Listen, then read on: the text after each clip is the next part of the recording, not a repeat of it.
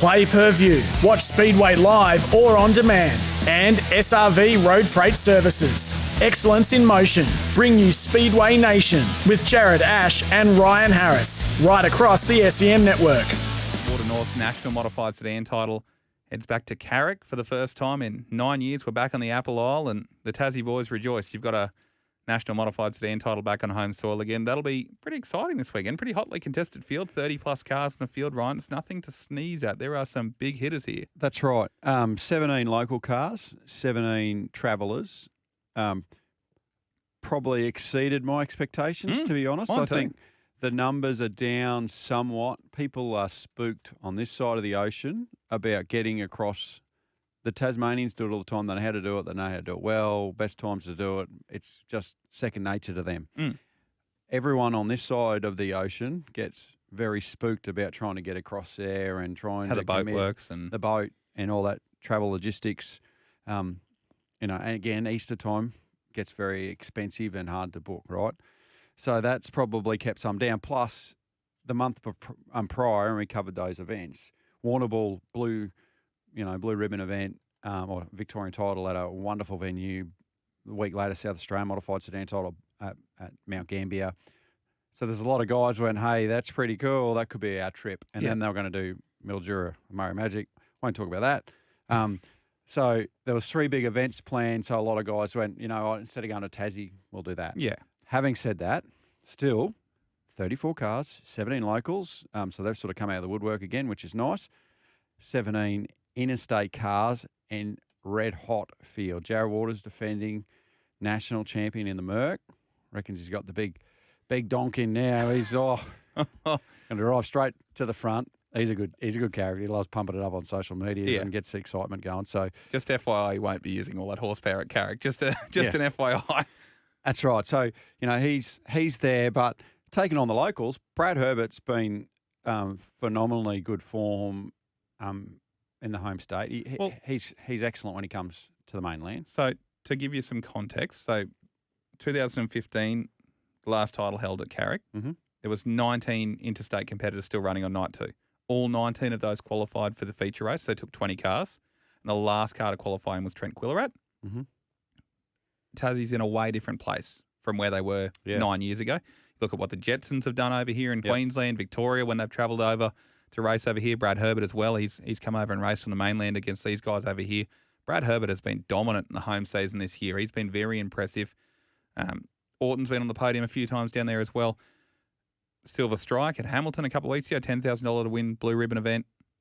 Jetsons come away with that one. Jetsons were leading Victorian title. Corey hasn't had a strong run, unfortunately, over here on the mainland, but Jacob has been ultra impressive over here and on the mainland with his racing, and Brad's been super strong at home. Those guys will figure at the front. It won't be a couple of locals sneak into the back of the A. They're there to win. First time in 48 years, genuine chance for a Tasmanian to win the national title. Correct. Genuine chance. So that'll be good to watch. The Victorians come with superstars. Jared Waters, as we said, defending champion. Dylan Barrow. Yeah. We don't need to say much more about this kid. On the cusp. We spoke to him on our show a few weeks ago after he won the King's Royal.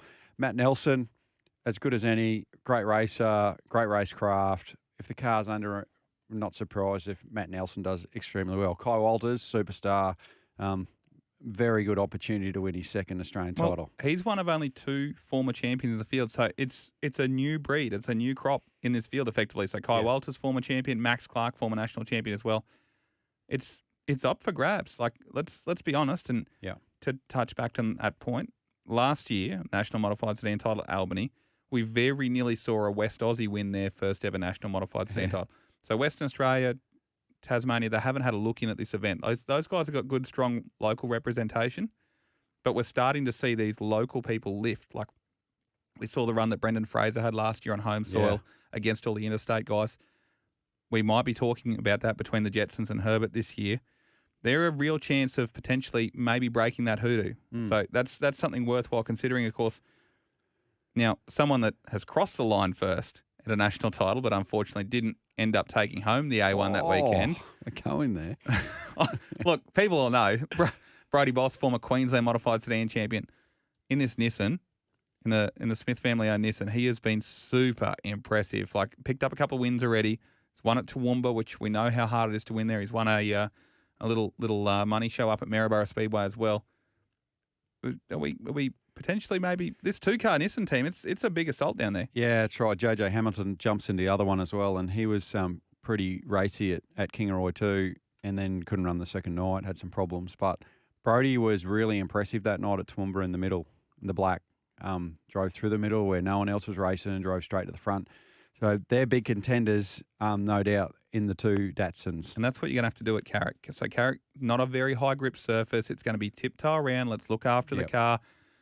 We saw that last time the national title was held there. Cool, big horsepower cars won, but they didn't win it with horsepower. They didn't win it with grip. Yeah. So we're talking last time, 2015, was when the title was held there. Mark Carlin won his third. There's a name going back. Sprint car racer these days. Mark Carlin won his third national title, and he passed Kai Walters, who these days rolls around a late model, represents Australia on the national stage at the Dream at Eldora. But he passed Kai Walters in the closing laps, and that was Kai Blight. Sorry, I got excited. Got Kai's on the brain. Kai Blight, late model racer these days, just won the Western Australian late model title, FYI. But he passed Kai Blight, who just slipped off the curb. That's all it was.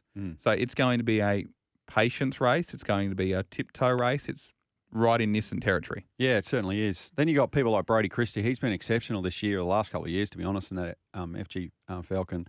Won all the races at the Silver Strike, and gets himself into some trouble sometimes and just caught up in an unfortunate accident. So he's a big contender.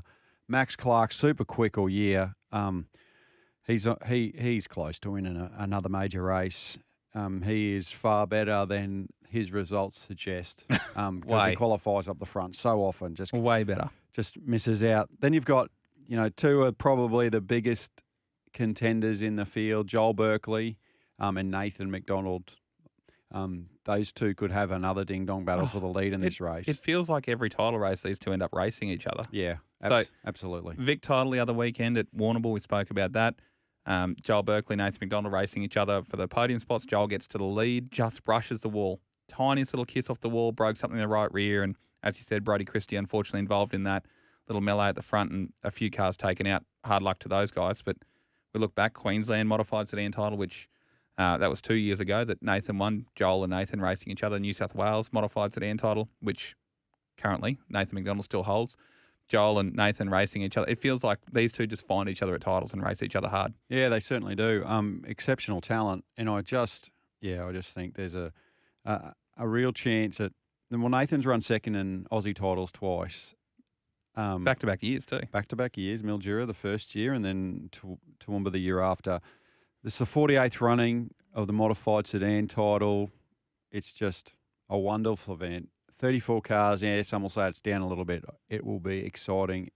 And I'm looking forward to tuning in when the opportunity presents itself, Jared, to see some of the vision and your dulcet tones working with the great Rocky and Stridey down there. It'll be entertainment central.